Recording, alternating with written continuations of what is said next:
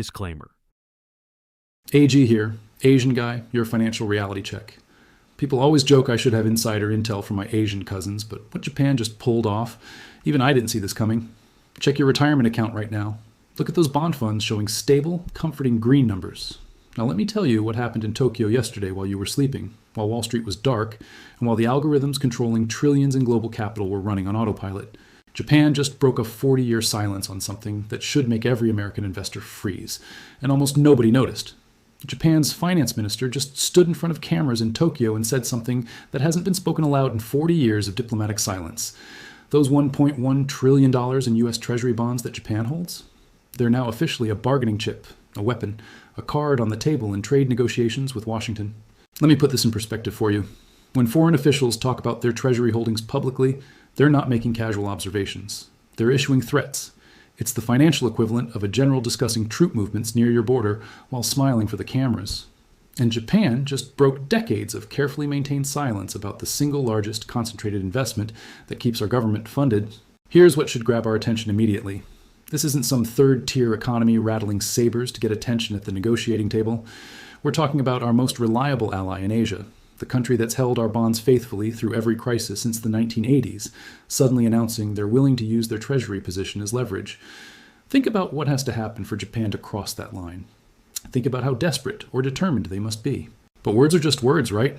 Politicians make threats all the time that never materialize. Except Japan didn't just talk, they acted. And what they did in April of last year should have sent shockwaves through every American investment portfolio, but somehow it barely made the evening news.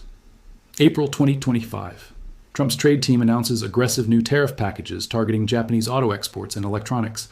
Within days, Tokyo responds, not with words, not with diplomatic protests, with money. $20 billion of US Treasury bonds hit the market in a coordinated institutional sell-off. Not over months, not gradually, in 5 trading days. According to Treasury Department data, those 5 days saw yields on 10-year bonds spike 50 basis points. That's the fastest surge in borrowing costs our government has experienced since the pandemic panic of 2020. 50 basis points might sound like financial jargon, but let me translate that into your reality. When Treasury yields jump that fast, mortgage rates spike. Corporate borrowing costs explode. Stock market algorithms start flashing warning signals. The entire foundation of American finance shudders. And here's the part that should keep you awake tonight. That $20 billion dump was just a warning shot. Japan still holds over $1 trillion in our government debt. They just demonstrated they're willing to weaponize it. They showed us the gun is loaded and the safety is off. Now you might be thinking, why would Japan hurt themselves? Don't they lose money when bond prices fall? Doesn't this damage their own investment? That's exactly what Washington thought for decades. That's why we assumed Japan would never seriously threaten to sell. The entire relationship was built on mutual financial destruction being impossible. But something fundamental changed. The yen is collapsing. Not slowly declining, collapsing. Japan's currency has been in free fall against the dollar, and every yen that weakens means Japanese citizens pay more for food, energy, and everything imported from abroad. The political pressure in Tokyo is reaching a breaking point, and Japanese policymakers are facing a choice that seemed unthinkable just 2 years ago. Let your currency die and face domestic political disaster, or start pulling dollars home even if it means dumping US Treasuries. Think about this scenario for a moment. You're a Japanese pension fund manager. For years, you've kept massive positions in US government bonds because they were safe and offered better returns than anything in Japan's near-zero interest rate environment. But now Japan's central bank is finally raising rates. Japanese government bonds are suddenly offering yields not seen in 25 years. Your domestic currency is tanking, which means every dollar you hold in US Treasuries is losing value in yen terms. And your board is demanding you bring capital home to protect against currency losses. What do? You start selling US Treasuries, not because you want to, not because you're making a political statement, because your fiduciary duty to Japanese pensioners requires it, because the math demands it, because the carry trade that made US bonds attractive for a generation just reversed. This is what's happening right now, quietly, in boardrooms across Tokyo. The institutions that own the majority of Japan's treasury holdings aren't controlled by the Japanese government. They're pension funds, insurance companies, and banks making independent portfolio decisions based on cold financial calculation. And the calculation changed. Here's where the trade war timeline becomes critical. Trump's team negotiated a 90-day tariff pause to give both sides breathing room to cut a deal. That clock is ticking down. We're watching weeks turn into days with no breakthrough agreement in sight. Japanese negotiators are dug in on protecting their auto industry. American trade representatives are demanding concessions Japan can't politically deliver. And both sides know what happens when that pause expires. If tariffs snap back into place, Japan faces a choice: accept massive damage to their export economy or escalate the financial response. That $20 billion warning shot becomes a $100 billion broadside. The bond market volatility we saw in April becomes a sustained campaign of selling pressure. And Treasury yields don't just spike for a week, they keep climbing. You need to understand something about how our government finances itself. We don't fund operations with tax revenue alone anymore. We borrow, constantly. Every month, the Treasury Department auctions hundreds of billions in new bonds to refinance old debt and cover budget deficits. Japan has traditionally been one of the biggest buyers at those auctions, not because they're doing us a favor, because it made financial sense for them. What happens when Japan stops buying? What happens when they become a net seller instead? Someone else has to step up and purchase those bonds. Either other foreign buyers fill the gap, domestic investors increase their allocations, or yields have to rise high enough to attract new capital. There's no magic fourth option. The math is unforgiving. And here's the detail that should terrify anyone paying attention to these negotiations. Japanese officials are signaling they're prepared to let this play out. The finance minister's public statement wasn't a slip of the tongue. It was a carefully calculated message sent directly to Washington. We have options now, and we're willing to use them. Behind closed doors, according to sources familiar with the trade talks, Japanese negotiators have made their position crystal clear. The era of Japan absorbing American trade demands while quietly funding American deficits is over. The financial leverage flows both ways now, and Tokyo is betting that when push comes to shove, Washington will blink first because our entire fiscal structure depends on foreign buyers showing up at Treasury auctions. That bet might be right. It might be catastrophically wrong. But either way, we're watching the end of an arrangement that's defined global finance since the 1980s. Japan's willingness to absorb unlimited U.S. government debt in exchange for security guarantees and market access is dying. And the implications for your portfolio, your mortgage, and your retirement are just beginning to surface. The 90-day clock is ticking. No deal is in sight. And Japan has already shown they're willing to pull the trigger. Now, let me show you why this isn't just political theater or empty threats. Let me walk you through the actual mechanism that is tearing apart one of the biggest money-making schemes in modern financial history. And trust me, once you understand what's happening to the yen carry trade, you'll realize why Japan's treasury sell-off isn't a choice anymore. It's inevitable. Pop quiz. How do you think hedge funds and banks made billions in easy profits for the last 15 years? Here's the recipe that Wall Street doesn't advertise to regular investors. You borrow yen in Japan where interest rates were stuck at 0 or negative. Convert those yen into dollars. Buy US Treasury bonds yielding 2 to 3%, pocket the difference, rinse and repeat with massive leverage. Free money, right? This trade became so enormous, so embedded in the global financial system, that estimates put the total size anywhere from hundreds of billions to low trillions in leveraged positions. Every major investment bank had yen carry trade desks. Hedge funds built entire strategies around it. Even pension funds quietly participated through structured products. The machine ran on autopilot because everyone knew one fundamental truth. Japan would never raise rates. Except they just did. December 2025. The Bank of Japan shocked markets by hiking their policy rate to 0.75%. Not much by American standards, but for Japan, that's a seismic shift. Japanese government bond yields surged to levels not seen in 25 years. And suddenly, that free money machine started running in reverse. Think about what this means for anyone running a carry trade position. You borrowed yen when Japanese rates were 0. Now those rates are climbing and the yen is strengthening as Japanese capital stops flowing overseas. Your borrowing costs just exploded. Your currency hedge just blew up in your face. And the treasury bonds you bought with borrowed yen, their yields are rising too, which means their prices are falling. You're losing money on both sides of the trade. According to data from the Bank for International Settlements, Japanese investors held over $4 trillion in foreign securities at the peak of the carry trade era. That's trillion with a T. Much of that capital flowed into U.S. bonds because they offered the best combination of safety and yield. But here's the critical detail most people miss. The Japanese government doesn't control where that money goes. The majority of Japan's treasury holdings aren't sitting in some vault controlled by the finance ministry. They're owned by private institutions. Japan Post Bank, one of the world's largest financial institutions, holds hundreds of billions in foreign bonds.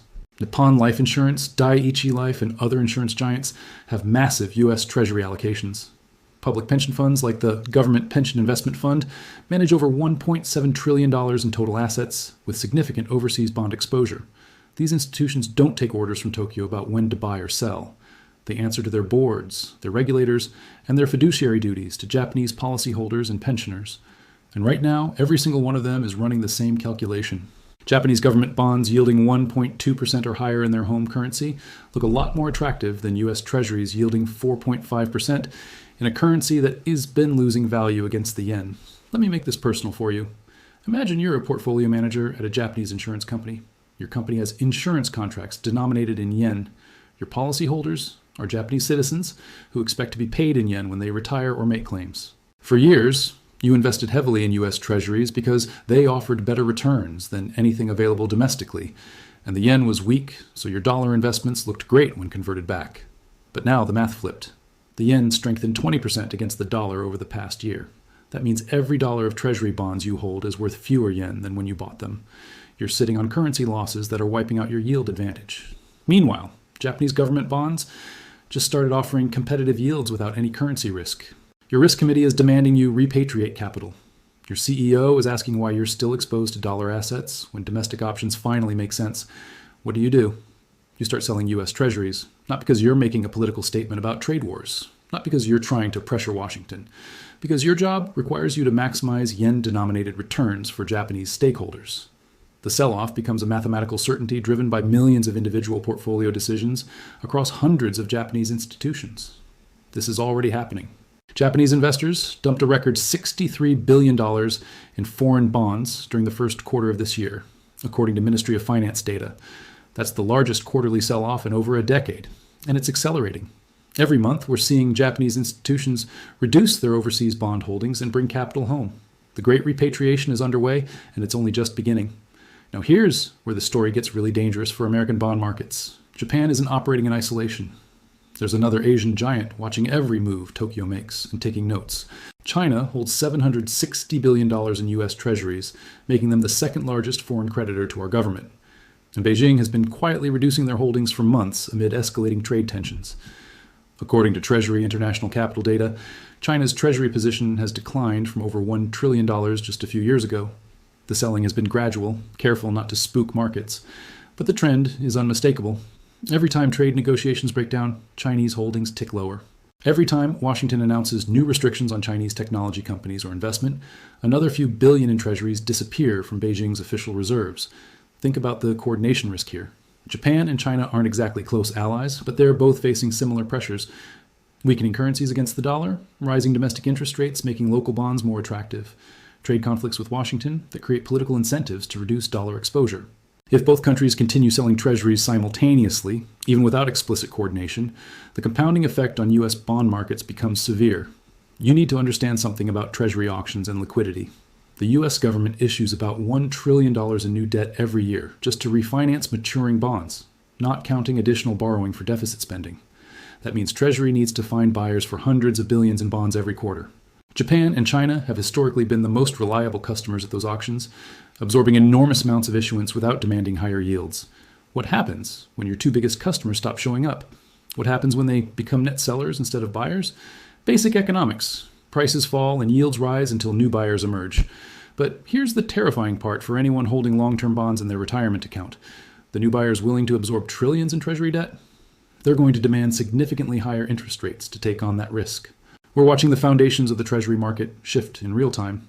Foreign official holdings of U.S. government debt peaked at over $7 trillion. That number is now declining for the first time in decades. Japan's repatriation is accelerating the trend. China's gradual exit is becoming less gradual, and other foreign holders are watching nervously, wondering if they should reduce exposure before the rush for the exits begins. The carry trade unwind isn't some abstract financial concept happening in distant trading rooms. It's the mechanism forcing Japanese capital back home. It's the reason Tokyo can't stop the Treasury sell-off, even if diplomatic relations magically improve tomorrow. The math changed, the incentives reversed, and hundreds of billions in Japanese institutional money is now flowing in the opposite direction, away from U.S. bonds and back to Japanese assets. Here's what should keep you up at night. This process is just beginning. Japanese rates are still rising. The yen carry trade is still unwinding. Institutional portfolios are still in the early stages of reallocation. We haven't even seen the full force of this capital flow reversal yet. And it is happening during a period when the U.S. government needs to borrow more than ever to fund deficits that show no signs of shrinking. The proof isn't in speeches or threats anymore. It's in the monthly capital flow data. It's in the yield curves. It's in the balance sheets of Japanese banks and insurance companies. The numbers don't lie, and right now they're screaming that the decades-long arrangement where Asian capital funded American debt is breaking down fast. Now let me show you the endgame.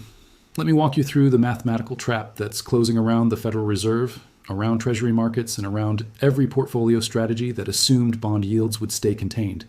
Because what's coming isn't just a market correction or a temporary volatility spike. It's a structural break that forces impossible choices on the people running our financial system. Here's the number that should terrify every policymaker in Washington: 5%. That's the threshold on 10-year Treasury yields where our entire fiscal situation transforms from manageable to catastrophic.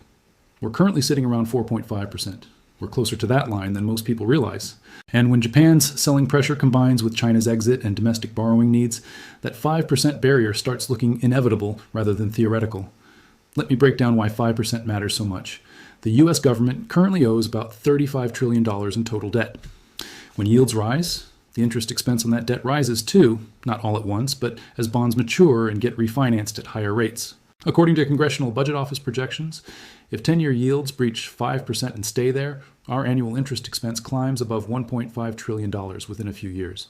$1.5 trillion. Let that sink in for a moment. Our government collects about $5 trillion in total tax revenue each year. That means roughly 30% of every dollar Americans pay in taxes would go purely toward interest payments on past borrowing. Not defense, not Social Security, not infrastructure or healthcare or education, just interest to bondholders. And that's before accounting for any new deficit spending. Think about the political impossibility of that scenario. Imagine trying to explain to voters that nearly a third of their tax dollars are vanishing into interest payments while services get cut and programs face funding shortages. Imagine the pressure on Congress to do something, anything, to reduce that burden. The fiscal math becomes unsustainable and everyone in power knows it. But here's where it gets even more dangerous. That 5% threshold doesn't just hurt the government, it detonates across every corner of our economy. Corporate America has over $10 trillion in outstanding debt. When Treasury yields hit 5%, corporate borrowing costs surge to 7, 8, even 10% depending on credit quality. Companies that could refinance debt cheaply for years suddenly face choices between cutting dividends, laying off workers, or defaulting on obligations. The housing market faces its own reckoning. Mortgage rates track roughly 1.5 to 2 points above 10-year Treasury yields. 5% Treasuries mean mortgage rates pushing toward 7% or higher. At those rates, according to housing analysts, home affordability collapses to levels worse than 2008. The monthly payment on a median-priced home becomes unreachable for median-income families. Housing markets don't gradually adjust to that reality. They freeze, then crash. So the Federal Reserve faces a choice that isn't really a choice at all. Option 1. Let yields rise to whatever level the market demands as Japanese and Chinese selling continues. Watch interest expenses explode. Watch the government struggle to fund operations. Watch corporate defaults cascade and housing markets collapse. Watch fiscal crisis unfold in real time. Option 2, step in and cap yields through massive bond purchases, essentially printing money to buy our own debt and keep borrowing costs suppressed. That second option has a name in central banking circles: yield curve control. Japan used it for years. The Reserve Bank of Australia tried it. The concept is simple. The central bank announces a target yield for government bonds and commits to buy unlimited quantities to defend that target. If 10-year Treasuries try to rise above, say, 4%, the Fed steps in and purchases enough bonds to push yields back down. Sounds like a solution, right? The Fed prevents the interest expense explosion, keeps the government funded, and markets stabilize. Except yield curve control comes with a catastrophic side effect. When the central bank prints unlimited money to buy bonds, that money enters the economy. It fuels inflation. And if the Fed needs to buy hundreds of billions or trillions in treasuries to offset Japanese and Chinese selling, we're not talking about modest inflation anymore. We're talking about currency debasement. We're talking about the dollar's purchasing power eroding at rates that make 2021's inflation look quaint. History gives us a preview of what happens when central banks lose control of this balance. Look at the United Kingdom in September 2022. British pension funds were imploding from rising gilt yields. The Bank of England had to launch emergency bond purchases to prevent systemic collapse. The pound crashed.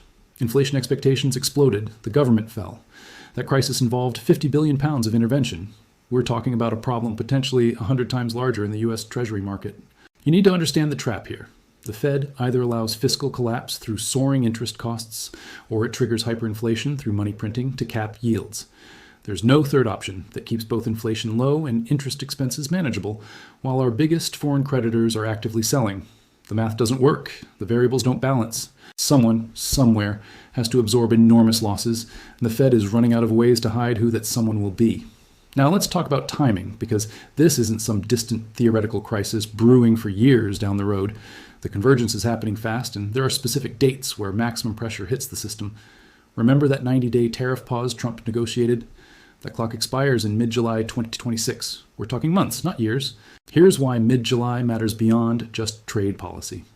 Japanese corporations and financial institutions do their fiscal year planning around April, but major portfolio adjustments often happen in coordination with fiscal quarters and Bank of Japan policy meetings. The BOJ's next scheduled rate decision falls right around the time Trump's tariff pause expires. If trade negotiations fail and tariffs snap back, we're looking at a perfect storm. Renewed trade conflict, Japanese fiscal planning window, and a BOJ meeting where further rate hikes could be announced. Think about what Japanese institutions are calculating right now. If tariffs return and damage export earnings, the pressure to repatriate capital intensifies. If the BOJ raises rates again, the yen carry trade unwind accelerates. If the trade war escalates, political pressure builds to reduce dollar exposure. All three scenarios point toward more Treasury selling, and they're all converging in the same narrow time window. But there's another layer most analysts are missing.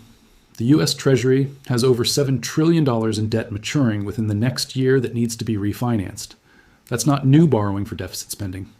That's just rolling over existing debt. Every single one of those bonds needs to find a buyer at whatever the prevailing interest rate is when it comes due. If Japanese and Chinese institutions aren't buying, if domestic demand can't absorb the supply, yields have to rise until someone steps up.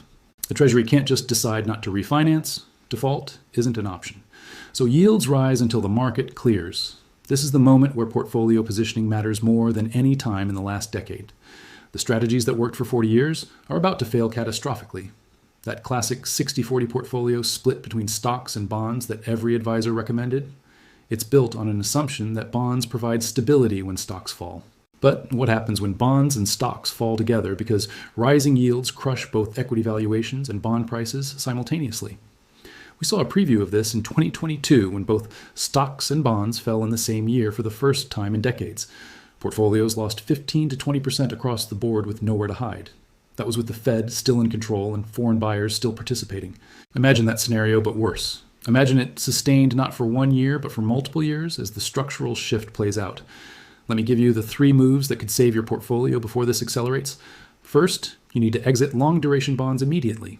I'm talking about those 10-year, 20-year, 30-year Treasury bonds and bond funds sitting in your retirement accounts. When yields rise, long-duration bonds get destroyed.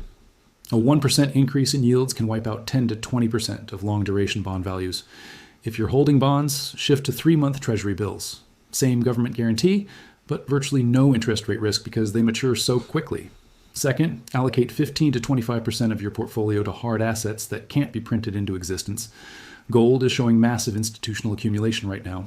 According to World Gold Council data, central banks globally have been net buyers of gold for 14 consecutive quarters, adding over 1,000 tons to reserves. They're preparing for exactly the scenario we're discussing: currency instability and bond market chaos. If institutions managing trillions are buying gold, maybe that's a signal retail investors should pay attention to. Gold hit new all-time highs recently while stocks and bonds both struggled. That's not coincidence. That's smart money positioning for what comes next.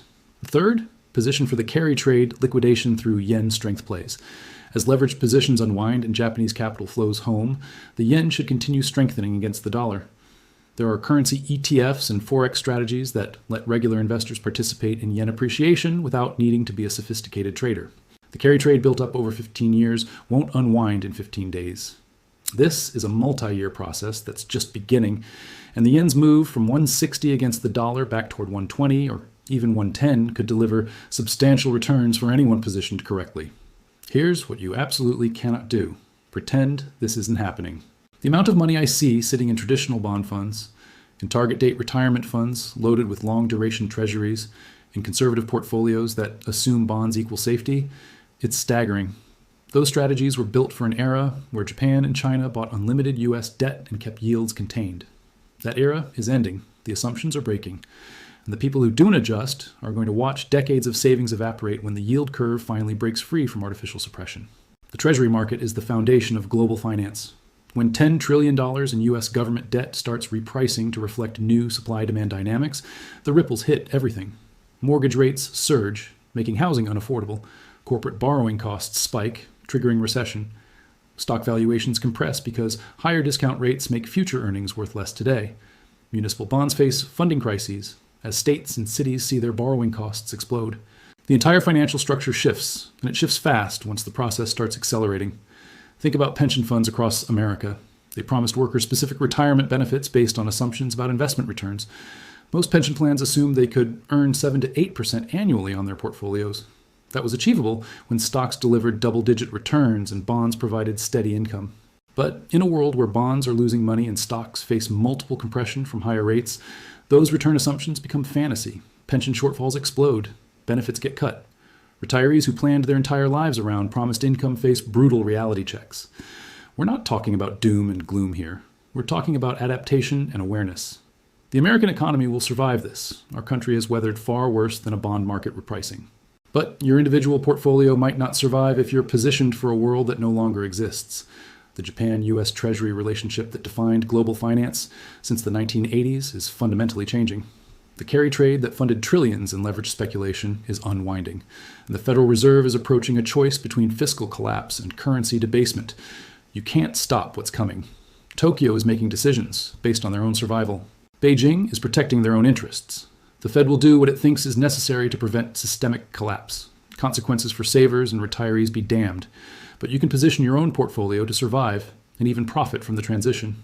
You can exit the assets that get crushed when yields rise. You can own the hard assets that preserve value when currency printing accelerates. You can position for the capital flows that are already in motion. The midnight ambush isn't coming. It already happened. Japan already fired the warning shot. They already demonstrated they'll sell when their interests demand it. The clock is ticking toward July, toward the next phase of trade negotiations, toward the BOJ's next rate decision. And every month that passes, more Japanese capital flows home, more Chinese holdings disappear from Treasury data, and the pressure builds on that 5% yield threshold. This isn't about panic. It's about clear-eyed recognition that the game changed and most people haven't noticed yet. The 40-year bond bull market ended not with a crash, but with a quiet restructuring of international capital flows.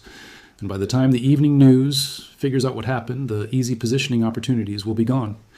Japan taught us something important in April 2025. They taught us that financial leverage works in both directions. They taught us that Treasury holdings can be weapons, not just investments. And most importantly, they taught us that assumptions about who will keep funding American debt need to be questioned and stress-tested against new realities. The $50 billion ambush was just the opening move. Now we wait to see what comes next. If you made it this far, you're already ahead of 99% of investors who all wake up one day wondering what happened to their portfolios. Hit that subscribe button so you catch the next pattern before the market does, and drop a like if this changed how you're thinking about your bond allocation. AG out. Stay sharp, stay solvent, and I'll see you in the next one.